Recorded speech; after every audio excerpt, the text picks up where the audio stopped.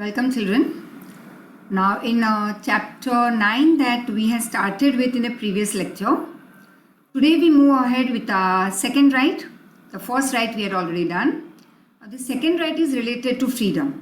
Now, this is also the right that all of us love a lot. You, me, everyone, we all want lots of freedom. But this is related to the Indian citizen at the country level, which forms of freedom are given to us by our government. Now, right to freedom. The Constitution of India provides the citizen of India 6 types of freedom. अब देखो 6 fundamental rights तो हमें मिल गई, वो एक अलग बात है, लेकिन उसी 6 फंडामेंटल राइट्स की जो सेकंड राइट है फ्रीडम, उसमें भी 6 टाइप्स की फ्रीडम मिली है हमें. So first is freedom of speech and expression.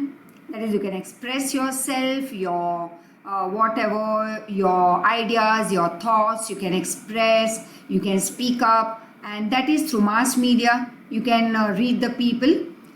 Second is, we have the freedom to assemble. Assemble means come together peacefully. एक जगह पे इकट्ठा हो सकते हो.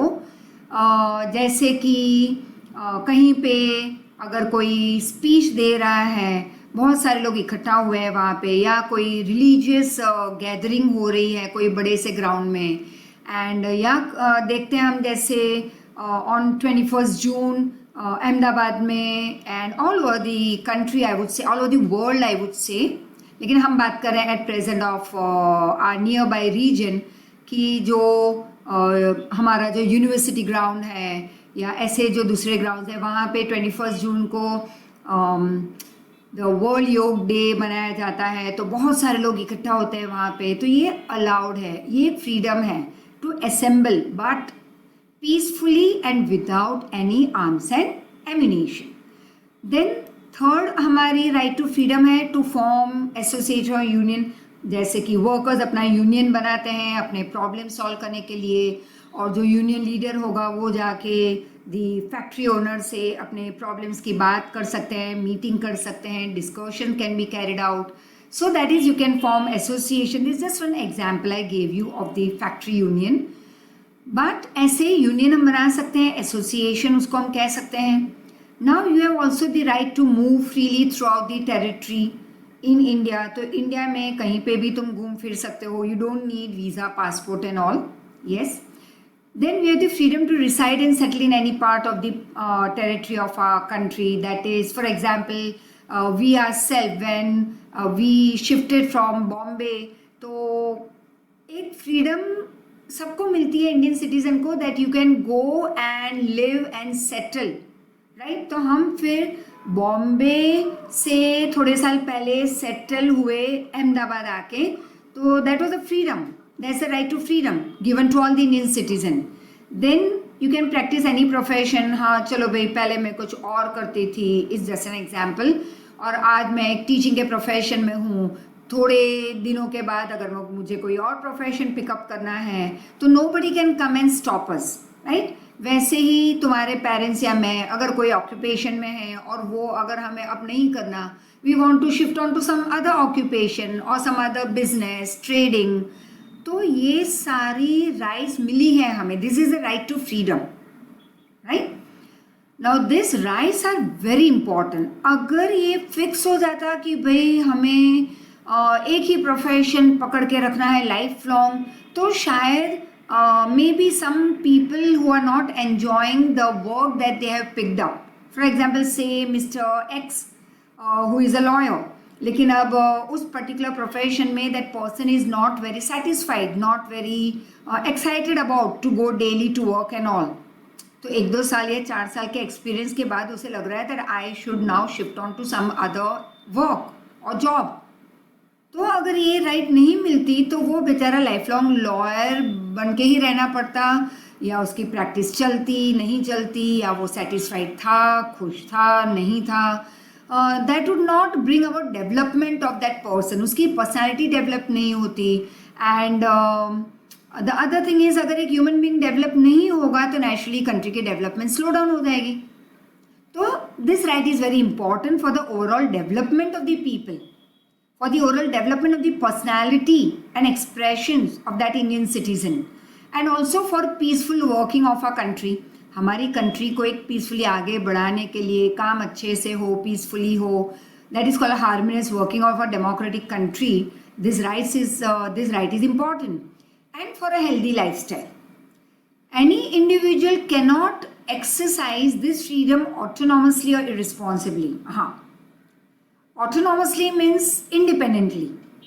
तो ये एक्सरसाइज तुम एक्सरसाइज ये पर्टिकुलर राइट ऐसे नहीं कर सकते कि अपनी मर्जी से कुछ भी कर लिया. तो any individual does not have that right to this freedom irresponsibly, मतलब कि without responsibility. If you pick up this freedom, you cross the limits, that is not allowed. तो राइट्स मिलती है हमें, फ्रीडम गवर्नमेंट दे रही है बहुत सारे, लेकिन उसके लिमिटेशंस हैं.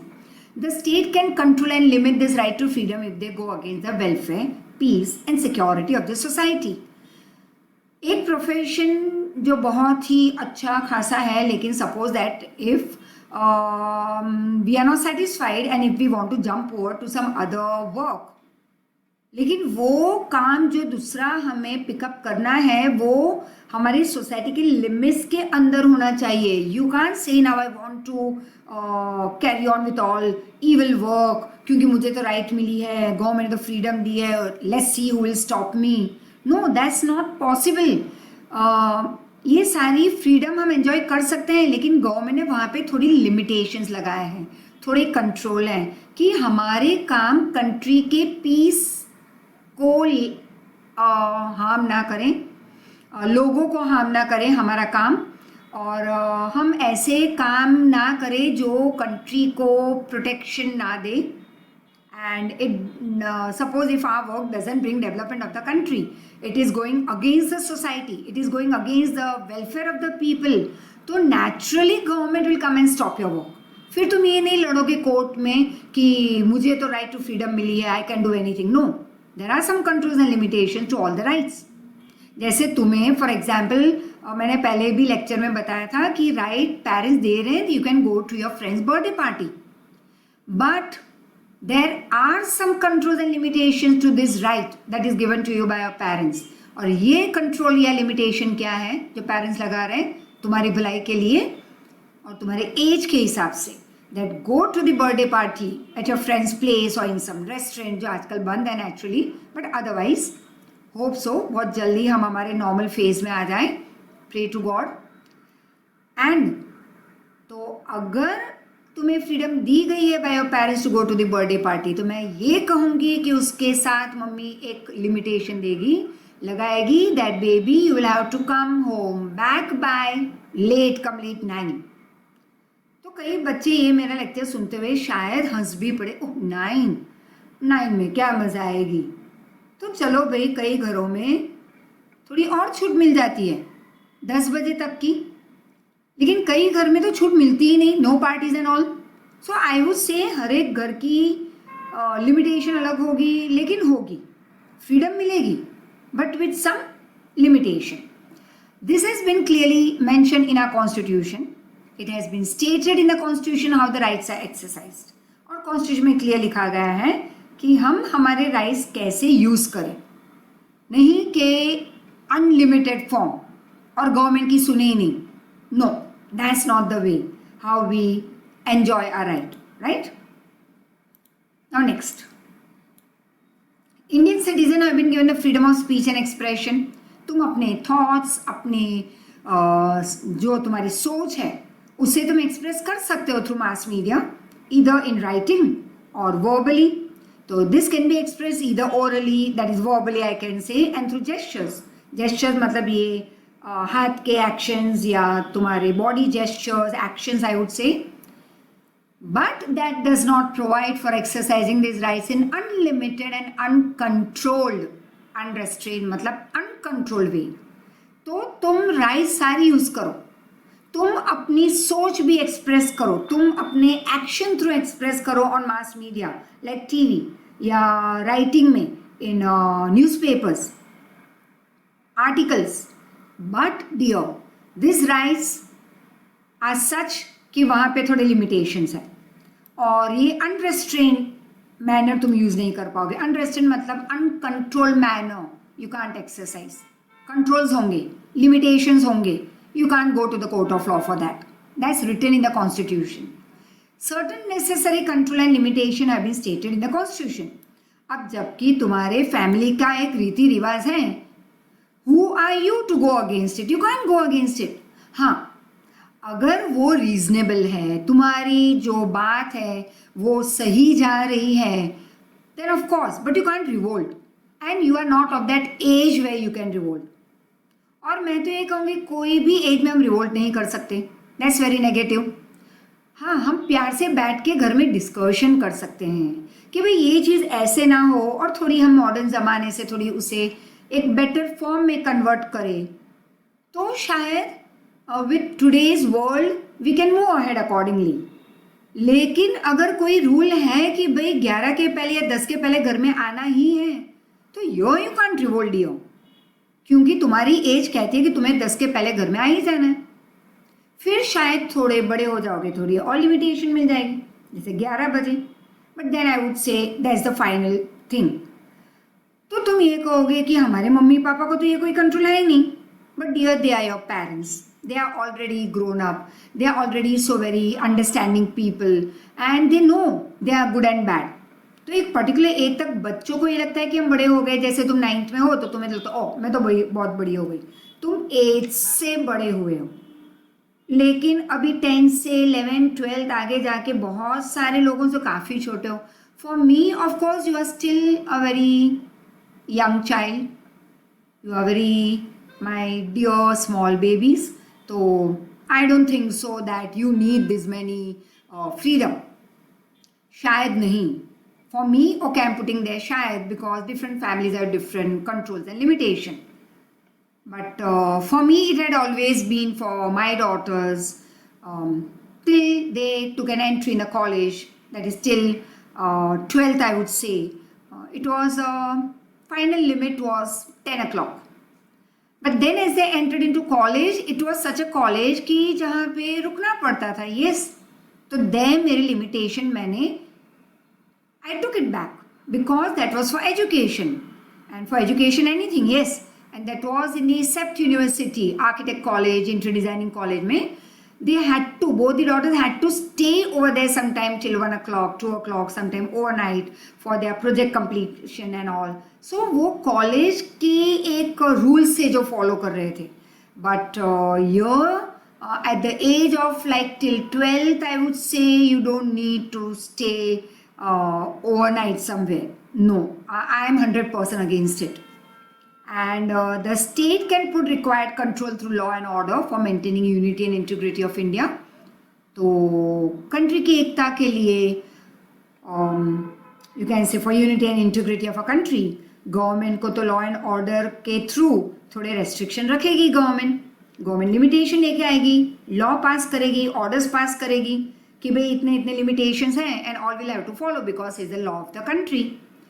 For the safety of the state, government will have to put such rules and regulation for amicable relation. Amicable मतलब friendly relation with foreign countries, public management and public peace. Compromise मतलब दो friends तुम लोग लड़ रहे हो, अब you can say that maybe your parents also talking very close by, खड़े रह के वो दोनों कुछ बात कर रहे हैं, तुम दोनों फ्रेंड्स एकदम से लड़ पड़े, तो दोनों की मम्मी आके कॉम्प्रोमाइज़ करवाएगी. ओके नाउ से शेक हैंड, से sorry and all those things. तो कॉम्प्रोमाइज़ हमें करना सीखना चाहिए इन लाइफ. कॉम्प्रोमाइज़ ऐसे भी है कि चलो भाई आज मम्मी ने खाने में कुछ बनाया and you don't like that particular thing, और तुम मुंह फुला के बैठ जाओगे. सब अपना डिनर ले रहे हैं और तुम मुंह फुला के ऐसे बैठे हो, नहीं मैं नहीं खाऊंगी. तो इस ओके, इस हर बार तुम्हारी चॉइस का बन रहा है, एक बार नहीं बना. कॉम्प्रोमाइज़ करना सीख लो. इस ओके, ये नहीं तो कुछ और खा लेंगे, कुछ खुद बना लो, या जो भी घर में है वो खा के पेट भर लो. At the end of the day पेट ही भरना है तुम्हें. Are you getting it? That's an example. But ये एग्जाम्पल सीरियसली भी ले लो अपनी लाइफ में. And then there is safety, morality, discipline, contempt of court. Contempt मतलब disrespect of court, defamation. जब हम डिफेम करते हैं, हम कोर्ट को इज्जत नहीं देते. प्रोवोकिंग वायलेंस मतलब कि किसी को भड़काना, वायलेंस को भड़काना, क्राइम करवाना किसी के हाथ या खुद करना क्राइम, ये सब चीज़ें ना हो हमारी कंट्री में। इसलिए government laws and orders pass करती है और हमारे थोड़े बहुत जो फ्रीडम है वहाँ पे कंट्रोल लेके आएगी। Is the authority of the judiciary. अब ये जुडिशरी के पास गवर्नमेंट ने ये ऑथोरिटी दी है। Whether this money limitation are proper और नॉट। अप्रोप्रिएट मतलब सूटेबल, इनअप्रोप्रिएट मतलब नॉट प्रॉपर और इम्प्रॉपर या नॉट सूटेबल। तो ये कोर्ट के जज के हाथ में है डिसीजन लेना कि ये सारे जो राइट्स दिए हैं वो सही है या नहीं। अच्छा, ये सारे राइट्स में कहीं कहीं पे थोड़ी लिमिटेशन गवर्नमेंट ने डाल दिए हैं, वो ठीक है या नहीं, वो जुडिशरी डिसाइड करेगी। The purpose behind the freedom of press through which ideas and opinions are put forth for public welfare has not been separately mention. हाँ, एक और यहाँ पे सेपरेटली लिखा नहीं गया है, लेकिन फ्रीडम ऑफ प्रेस भी दिया है। मतलब कि तुम्हारी कोई सोच ऐसी है कंट्री के वेलफेयर के लिए, पब्लिक के वेलफेयर के लिए, तुम्हें कुछ बताना है तो you have that freedom. You can go and tell it on mass media like TV या न्यूज़पेपर में लिखवा सकते हो अपनी सोच। It can be included in this right to expression, right. Next, the latest amendment of 2009, the latest amendment of 2009 in Constitution of India confers means it gives us free and compulsory primary education to the children between 6 to 14 years of age. अब तुम ये कहोगे हमें कहाँ पे free है, हम तो हज़ारों रुपये हमारे माँ बाप फीस में दे रहे हैं। But dear children, this children who are given free education are very much below poverty line. हम तो काफ़ी पॉवर्टी लाइन के ऊपर है, बहुत ऊपर है। यू आर एन्जॉइंग लग्जरी, और सबसे पहले लग्जरी अभी जो तुम्हें हम दे रहे हैं that is I am not giving you, I am just a medium to who is providing you. But actually जो तुम्हें लग्जरी ट्यूशन वाली जो मिल रही है that is be thankful to your parents who are providing you in any critical condition also such luxuries. ये तो एक लग्जरी है ट्यूशन, बाकी कितनी लग्जरी है तुम्हारे घर में देख लेना, तुम्हारे खुद के रूम में देख लेना कि क्या नहीं प्रोवाइड किया है माँ बाप ने। सो I would only say study hard, work hard. ये मेरा हमेशा का एक डायलॉग रहेगा, because I know you people love your parents a lot. तो तुम सुनोगे ही मैं जो कह रही हूँ कि तुम अच्छे से पढ़ाई करोगे। You need not tell your every time parents को ये फोर्स मत करो कि भाई तुम पे नज़र रखे। तुम ही इतने अच्छे से अपनी पढ़ाई कर लो, फिर टीवी देख लो, खेलो, अच्छा रिजल्ट ला के दिखा दो, तो कोई तुम्हें परेशान नहीं करेगा। ना मैं परेशान करूँगी ना मम्मी करेगी, पापा तो बेचारे सीन में आते ही नहीं, राइट। इस एम राशि के दो लोग तुम्हारी लाइफ के जो हमेशा तुम्हारे पीछे पड़े रहेंगे for your betterment, for your better life, and that is mom and ma'am. Got it? तो मॉ याद रखना हमेशा, mom and ma'am are always with you for in your any condition, we are there. So one is कि 2009 में ना amendment, yes let me tell you this thing, amendment मतलब एक स्लाइट चेंज गवर्नमेंट लेके आती है। इसका मतलब ही नहीं हाँ पूरा कॉन्स्टिट्यूशन उथल पाथल कर दिया ना, थोड़ा सा चेंज, स्लाइट सा बदलाव लेके आती है गवर्नमेंट अपने कॉन्स्टिट्यूशन में, क्योंकि लाइफ आगे बढ़ रही है, दुनिया मॉडर्नाइज हो रही है day after day after day, वैसे हमारी कंट्री भी आगे बढ़ रही है डे आफ्टर डे। तो कहीं ना कहीं जो पुरानी चीज़ है जो मोर देन 70 ईयर्स पहले कॉन्स्टिट्यूशन में लिखा गया था, वो चीज़ आज के लोगों को हजम नहीं होगा। वो कहेंगे ओ गॉड इतनी पुरानी चीज़ कौन फॉलो करे। तो क्योंकि तब जिन्होंने ये कॉन्स्टिट्यूशन बनाया था, जैसे कि उसमें बैठे थे सरोजिनी नायडू, विजयलक्ष्मी पंडित, बड़े बड़े दूसरे हमारे ग्रेट लीडर्स, पढ़े लिखे लोग, तो ये सारे लोग तब थे nearly I think so may be 50-60s में। अब मोर देन 70 ईयर्स हो गए, आज तो वो है भी नहीं इस दुनिया में। लेकिन आज अगर उस लॉ को हम ऐड करें तो 70 ईयर्स पहले के जो 60 ईयर्स के जो लोग थे उनकी सोच लिखी गई थी तब। Are you getting it? तो आज इसका मतलब कि 110 या 100 साल से भी ज़्यादा वाले या 120 वाले लोगों की हम सोच पे आगे बढ़ रहे हैं। तो ये तो पॉसिबल ही नहीं है, क्योंकि वो पुरानी सोच से दुनिया आगे बढ़ रही थी। फिर तो कितनी सारी टेक्नोलॉजी आई, कितना सारा एजुकेशन में बदलाव आया, कितने सारे नए बिजनेसेस आए, trading, lot many changes in the world. तो उसके हिसाब से कॉन्स्टिट्यूशन में ये अमेंडमेंट बहुत ज़रूरी है, थोड़ा बहुत बदलाव लेके आते हैं मॉडर्न ज़माने के हिसाब से, राइट। तो उसमें क्या लिखा गया था 2009 के बदलाव में कि 6 to 14 ईयर्स ऑफ एज के बच्चों को फ्री ऑफ कॉस्ट पढ़ाई, compulsory free education. Now if a person is not convicted means only convicted का मीनिंग मतलब डिक्लेयर्ड क्रिमिनल और गिल्टी, नॉट कन्विक्टेड मतलब नॉट प्रूव्ड गिल्टी। तो if a person is not proved guilty for a crime then he cannot be sentenced to any punishment or more punishment than the one prescribed by the law, मतलब written by the law। तो पहले तो ये समझ लो ये वाला कि अगर एक आदमी डिक्लेयर नहीं हुआ है गिल्टी, हमें सिर्फ ये लग रहा है कि हाँ उसने क्राइम किया है लेकिन डिक्लेयर नहीं हुआ, कोई प्रूफ के साथ डिक्लेयर नहीं हुआ है उसके बारे में, तो वो आदमी को हम पनिशमेंट नहीं दे सकते। या फिर अगर पनिशमेंट देते हैं तो लॉ के अंडर जो लिखा गया है उस लिमिटेशन में ही उसको पनिशमेंट मिलेगी। He cannot be given more punishment than that, he cannot be given again cannot be given to the same convicted person. एक आदमी को दो बार सजा भी नहीं दे सकते हम, right. No individual can be deprived of his life and liberty, that is freedom, except by the procedure of law. फिर किसी भी आदमी की लाइफ हम नहीं ले सकते, उसकी फ्रीडम हम नहीं ले सकते, एक्सेप्ट कि अगर लॉ के प्रोसीजर के हिसाब से उसे वो सज़ा मिलनी है तो ही मिलनी चाहिए, अदरवाइज नो। हर एक आदमी को फ्रीडम है कि वो अपनी लाइफ अच्छी तरह से जिए, healthily and happily. No one can be arrested without being told the ground for such arrest. जैसे ब्लैक एक्ट जो था, जो गांधी जी ने नाम दिया था उस एक्ट को, तो वो एक्ट क्या था कि उसमें ब्रिटिशर ने ऐसा एक लॉ पास किया था कि so that the Indian are pulled down, they will not stand up and revolt against them any more. तो कई तरीके अपनाते थे ये लोग, रॉलेट एक्ट उसको कहते हैं हम। तो यही रॉलेट एक्ट नाम दिया था black act by Gandhi ji, who and according to this act Britishers what they used to do was कि किसी भी इंडियन पे शक गया तो उसको उठा के डाल देते थे जेल में। ऐसे हज़ारों लोगों को उठा के जेल में डाल दिया था। अगर उस आदमी को लॉयर रखना है तो नॉट अलाउड, उस पर केस उसको स्टार्ट करवाना है, केस फाइल करना है कोर्ट में, नॉट अलाउड। अगर उसने भाई पूछा तो और बड़ी पनिशमेंट, मतलब वो उसको पूछा भी नहीं, उसको कहते भी नहीं थे भाई क्यों हम तुम्हें जेल में डाल रहे हैं, रीज़न तो बताना चाहिए। तो अब हमारी कंट्री में ये लॉ है कि opposite of that black act, कि आज अगर किसी को अरेस्ट करना है तो रीज़न लेके आओ, राइट, प्रूफ दिखाओ कि उसने ये गलती की है और कोर्ट से ऑर्डर ले आओ उसको पकड़ने का, राइट, उसे अरेस्ट करने का। If arrested the person has the right to protect himself और herself with the lawyer of his choice और हर चॉइस।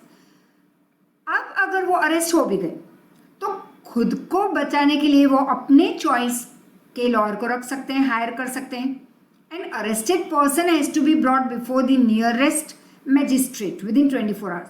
अब अरेस्ट कर लिया तो सपोज अरेस्ट हुआ आज रात को 12 बजे, तो कल रात के 12 बजे के पहले उसको मैजिस्ट्रेट के सामने पेश करना है। नाउ से what is who is a magistrate? A regional मतलब एक एरिया का judicial officer elected by the जजेस ऑफ द हाई कोर्ट, मतलब हाई कोर्ट के जज इसे अपॉइंट करते हैं इस ऑफिसर को, and to maintain law and order in a particular region and make decision on small matters। बड़े मैटर्स आएंगे हाई कोर्ट में, सुप्रीम कोर्ट में, लेकिन एक एरिया के छोटे मोटे अगर मैटर्स हैं तो हाई कोर्ट या सुप्रीम कोर्ट का टाइम हम वेस्ट नहीं करवाते।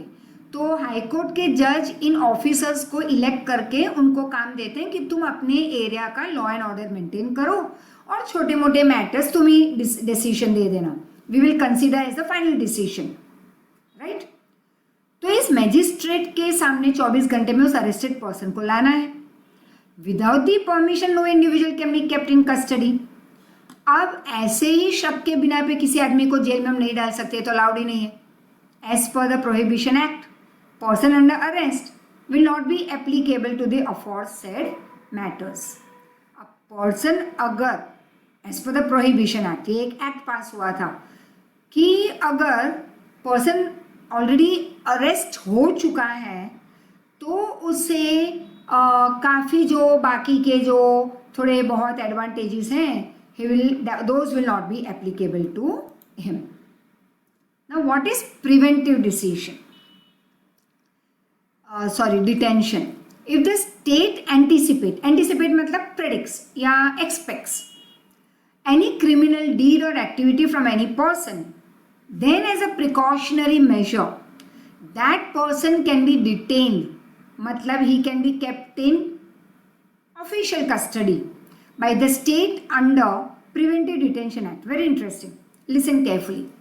Preventive detention मतलब कि अगर स्टेट में स्टेट गवर्नमेंट को या स्टेट के गवर्नमेंट रिलेटेड लोगों को किसी ग्रुप या आदमी पे ये शक आ जाए कि ये पर्टिकुलर आदमी की जो एक्टिविटीज़ हैं वो कहीं पे कंट्री के लिए नॉन सेफ है, हानिकारक है, तो एज अ प्रिकॉशनरी मेजर उस आदमी को कस्टडी में रख सकते हैं क्वेश्चनिंग के लिए, right. The purpose of this act is not to punish that person but to stop him from doing that wrong act, that is crime. तो ये एक्ट का मेन पर्पस क्या है कि उस आदमी को हमें हमेशा जेल में नहीं डाल देना है 2-4 महीने या 2-4 साल के लिए, इसलिए उसे पकड़ के कस्टडी में रखना है क्वेश्चनिंग के लिए कि उस पर शक गया था कि भाई वो एक बहुत बड़ा कोई क्राइम करने वाला है, ऐसे न्यूज़ मिल चुके हैं.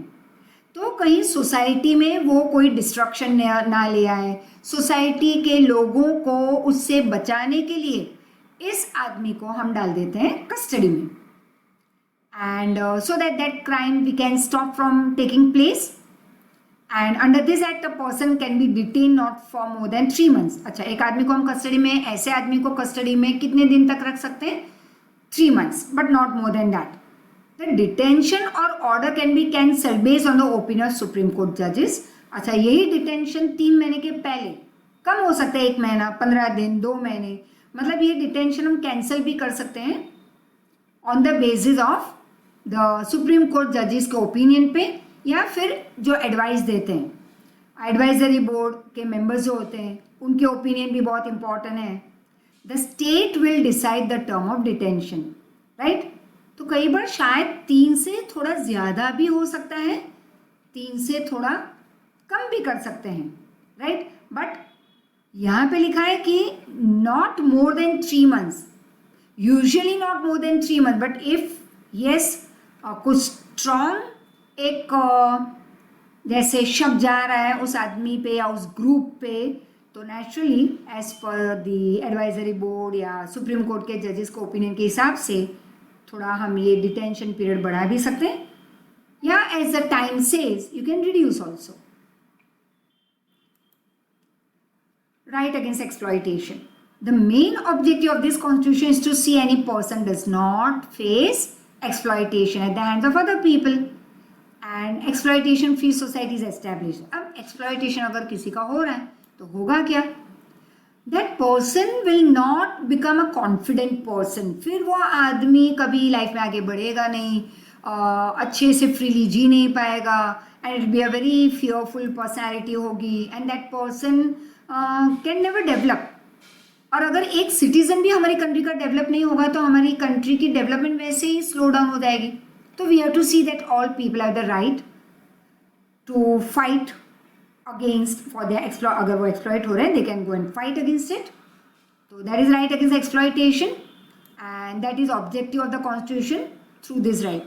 ह्यूमन ट्रैफिकिंग मतलब कि हम देखते हैं कई जगह पे, सुना भी होगा तुम लोगों ने, इनफ आई वुड से. तुम कहोगे मैम कभी आप कहते हो कि तुम छोटे हो, कभी कहते हो कि तुम बड़े हो, तो yes I would say this what your mom also must have been telling you कि कई ऐसे टॉपिक्स हैं जहाँ पे हम कहेंगे that you are still small, and this is what I still remember when I was in 4th or 5th standard. जब बड़े बात कर रहे थे घर में, my mother, my aunt and all, तो मैं जाके वहाँ पे उनके डिस्कशन में ऐसे खड़ी रह गई एंड मैंने कुछ बीच में बोल दिया.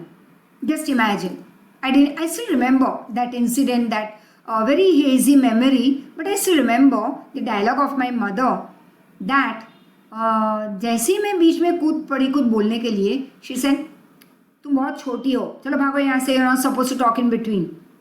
और उसी मोमेंट पे मेरा एक सवाल था उस दिन.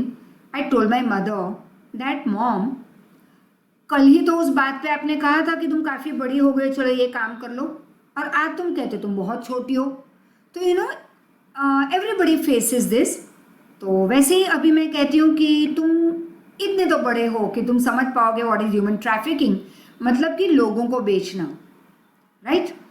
कई बार लोगों को, जैसे girls too are sold for the wrong acts and all. तो बस इससे आगे तो मैं कुछ कहूँगी नहीं आप लोगों को. तो ह्यूमन ट्रैफिकिंग होती है और ड्रजरी, ज़बरदस्ती से बहुत सारा काम करवाना, स्लेवरी, वही नौकर, फोर्सिबली नौकर बनाना, मतलब कि बंदी बना लेना. ये पुराने ज़माने में कुछ ज़्यादा ही होता था. Force labour are ban. तो ये जो पुराना human trafficking still continues, but this force labour and all जो गांव में होता था पहले, you must have seen Aamir Khan's movie Lagaan. तो लगान में ये था, राइट. तो ये सब अब अलाउड नहीं है. And if you are not seen, I would say see the movie but after doing your homework, right. तो से मैम ने कहा है कि मूवी देख लेना, watch movie, some good movies, but after completing your whole day's school work and tuition work. The violation of this right is a punishable offence. अब अगर ये राइट हमें नहीं मिलती, मतलब कि ये तो पनिशेबल क्राइम है. Illegal trade off children and women, अभी मैंने बताया यहाँ पे कि बच्चों को इलीगली, जैसे उनको किडनैप करके कहीं पे बेच देते हैं, फिर उनके पास काम करवाते हैं, फिर girls and ladies are sold off to other people. Force labour, impose slavery, that is work without pay. कई बार काम करवाते हैं लेकिन पैसे नहीं मिलते उनको.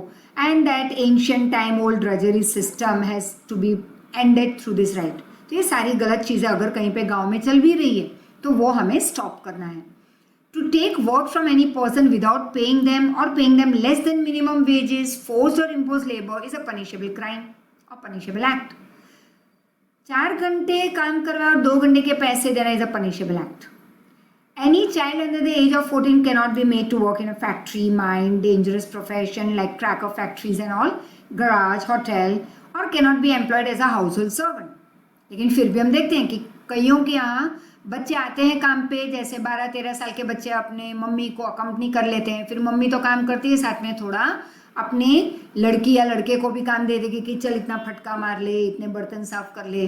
तो they are teaching their children that this is how we are going to earn money, this is how you are going to earn money in your future. तो उस बच्चे की पढ़ाई करने की एज है, खेलने कूदने की एज है, कॉन्फिडेंट बनने की एज है, एक अच्छा सिटीजन बनना है उसे. लेकिन they are parent, they teach them all this things and तो उनकी भी थोड़ी लिमिटेशंस होगी, वी डोंट नो. लेकिन गवर्नमेंट के लॉ के हिसाब से below 14 years of age children are not suppose to work. Is set child labour. Another prohibition of child labour act, all this are punishable crime. And सबसे ज़्यादा child labour हमारी country में है. World level पे अगर देखा जाए तो India is maximum number of child labour, और उसमें भी गर्ल्स ज़्यादा है.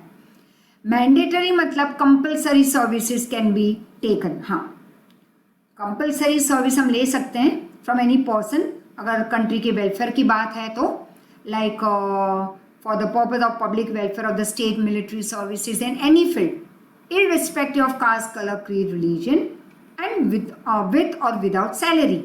कई बार कंट्री के वेलफेयर के लिए हमें किसी से कंपलसरी कोई सर्विस लेनी पड़े, लोगों से अगर गवर्नमेंट को लेनी पड़े कंपलसरी सर्विस, तो वहाँ पे गवर्नमेंट, वैसे भी गवर्नमेंट तो मानती ही नहीं है कोई कास्ट, कलर, क्रीड में. और कई बार उस पर्टिकुलर पर्सन को मिलिट्री सर्विस के लिए, पब्लिक वेलफेयर के लिए सैलरी मिल भी सकती है, नहीं भी मिल सकती. That is for a short period of time, otherwise they get salary. So we stop till here and I would just keep on saying कि जहाँ तक मैं कंप्लीट करती हूँ वहाँ तक के क्वेश्चन आंसर लर्न करना शुरू कर दो, क्योंकि इतने बड़े चैप्टर के question answers will not be easy for you to learn with in 1 or 2 days, क्योंकि टेस्ट बहुत नियर फ्यूचर में तो है ही, जैसे तुम लोगों को टाइम टेबल मिल चुका है। आई वुड ओनली से कि फ्राइडे इस बार तुम्हारे एसएस की टेस्ट हैं, तो फ्राइडे और सैटरडे 2 दिन हम दे रहे हैं। अब अगर तुम्हारे पेपर्स इस बार लेट आए, क्योंकि बच्चे अभी भी हमें पुराने वाले पेपर्स भेज रहे हैं, मेल कर रहे हैं, it's only I fold my hands and I request don't do this wrong act, क्योंकि इस बार तो तुम्हारे पेपर्स चेक नहीं होंगे अगर वो 2-3 दिन के बाद आए तो। From Monday onwards we are, me and Kushant sir are going to not check your paper. जैसे कि ट्यूसडे कुशांत सर का पेपर है तो ट्यूसडे वेडनेसडे ओके फाइन, तो कुशांत सर ने वो अपना बताते ही हैं तुम्हें कि you have to provide the papers, क्योंकि वो पेपर्स वो लॉकडाउन जो इतना लेट दे रहे हो तुम लोग कि उसकी कोई वैल्यू ही नहीं रहती। And then you keep on messaging us, मेरा पेपर मिला, मेरा पेपर मिला, भी नहीं मिलेगा क्योंकि तुमने ऑलरेडी 3 दिन बाद दिया है, 2 दिन बाद दे रहे हो। तो इस बार तो हमने सारे पेपर्स तुम्हें चेक करके भेज दिए। Once again a very hearty request, please please please give your papers on time, क्योंकि इस बार तो ओनली मैसेज ही जाएगा पेरेंट्स को that your child is not providing us papers on time. That's very simple now alternative I am going to adopt. So my dear children, work on times, time पे सब कुछ कर लो। और ये बहुत ही लंबा चैप्टर है, टाइम लग जाएगा, तो जितना हुआ है उसके उतने क्वेश्चन आंसर भी साइड बाय साइड लर्न करते जाओ, लिखते जाओ। आई वुड से लर्न करके लिखो, that will be more better for you. So thank you very much, take care, thank you.